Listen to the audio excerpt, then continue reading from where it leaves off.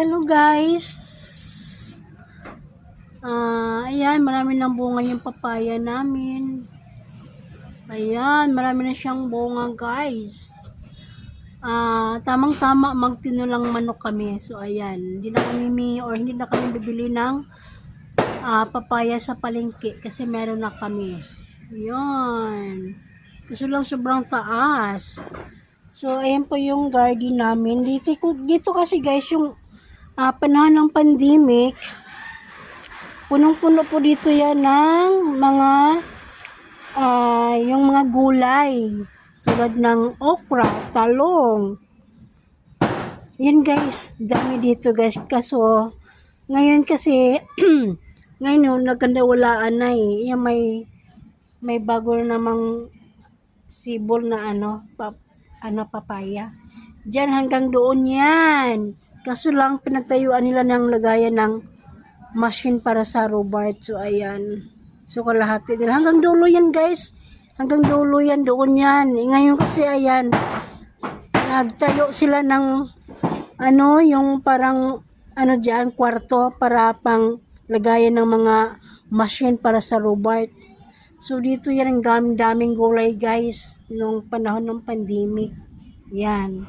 So ngayon wala na. Papaya na lang yan oh. Ayan, nag-iisa nilang papaya. Tapos mayroon din kami dito mga prutas. So ayan, sa unahan guys may atis kami. So ayan, may santol. Ayan, mayroon kaming mangga. Indian mango po yan. Pala guys, apple mango. Yung pala sa likod nito pala guys, likod na nitong bakod. Mayroon din kaming prutasan doon, prutasan doon yung farm. Mayroon din kaming doon, avocado at saka yung Indian mango. Yan, dito kasi apple mango kasi ito eh. Ayan.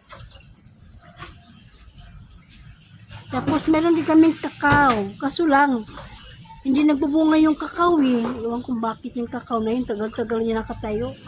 Lalaki ata yung kakao na yan. So ayan guys. Kapag oras ng timbunga to guys, nako, grabe. Pura kami sa kakain guys ng mangga. Yung iba nga eh, binibigay namin dun sa kapitbahay. Yan. Hindi kami nagbibenta guys ng ng mangga. Okay lang kung mga 10 puno ito, magbibenta kami.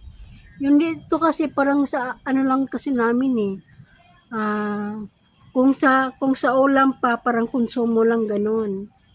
Ganyan siya guys.